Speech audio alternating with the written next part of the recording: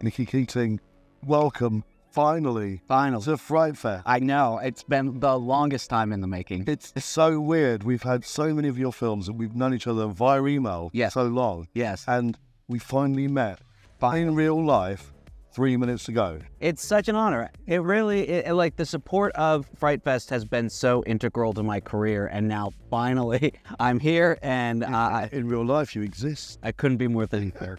So going back, we had Pod, didn't we? And we did Psychopaths and Off-Season. Yes. And all very different pictures. And now you're here for your premiere this evening of Invader.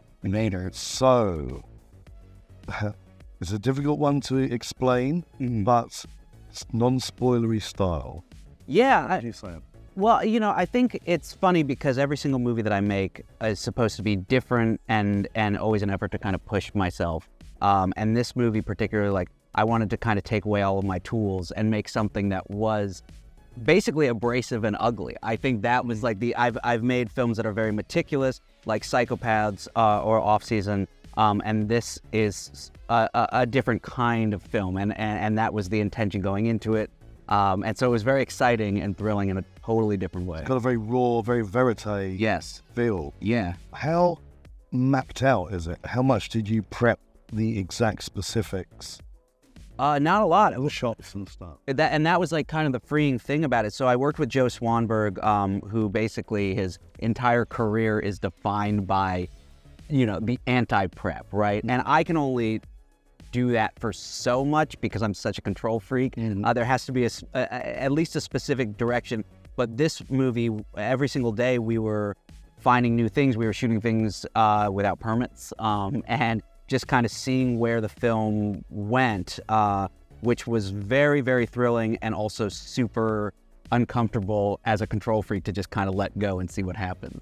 So did anything, no specifics, but did anything go wrong logistically and did you just go with the flow, or did you stop the shoot and go, right?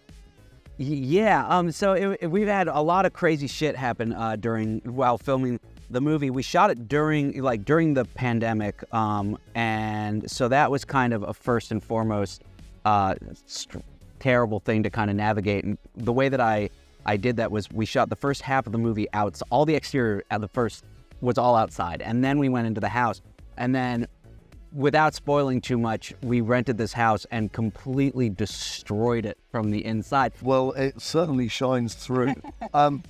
You haven't even been into the cinema yet. We're in the cinema, but we're in the smaller cinema. Right. Within the Odeon, you haven't walked into that theatre yet. What are you expecting from tonight's premiere of FrightFest? I don't know. It's funny because it's certainly it's a gigantic screen. As I said, the movie is supposed to be very abrasive. I think that it's going to be very fun to watch how many to see if anybody gets seasick or something from the crazy camera work or anything. Fantastic. And what's next? So I have a new film. It's a crazy crime movie that I've been trying to get going for like 7 years now. It's, again, completely different, but we just shot that this summer, and I think it's going to really throw people for a loop. Well, thank you so much for finally coming. We finally met. Yes, I could not be more pleased.